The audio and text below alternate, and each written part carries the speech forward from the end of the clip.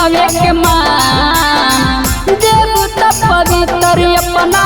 पियावे के मान हम ही औगे जान मजा दूरी किसान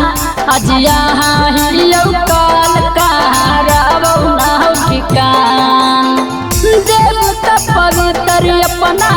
पियावे के मान देबू त पवित्र अपना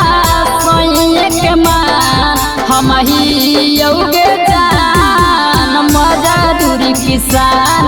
आज यहाँ ही कल कारवना ठिकान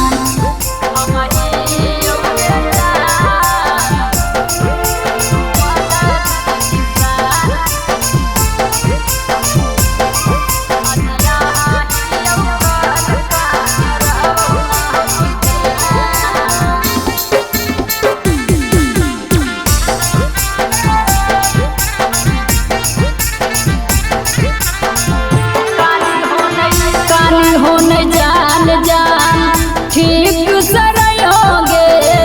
कुछ हो तो पगली कौलावा सुकर होंगे बाबू हाँ कानी होने जान जान ठीक सराय होंगे कुछ हो तो पगली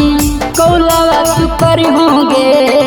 मिल चलिए बबू हम बोनी में हमान मिल चलिए बबू हम बोनी में हमान हम ही औगे जान मजा दूरी किसान आज यहाँ ही कल कारवना ठिकान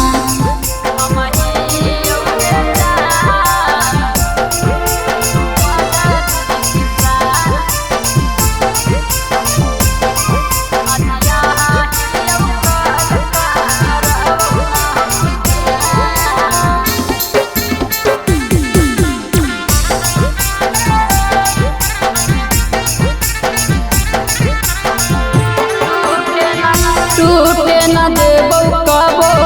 प्यार का डर गे सदियो होला पारंग हो हम रहब तोर गे सुना हाँ टूटे न देबो कबो प्यार का डर गे सदियो होला पारंग हो हम रहब तोर गे चली दन के दी होल नहीं तोड़ी है निशान राजावा के दी हल नहीं तोड़ी है निशान हम ही औगे जान मजा दूरी किसान आज यहाँ ही कल कारवना ठिकान हम ही गरीब जान presented by Colors Recording Studio Chewala।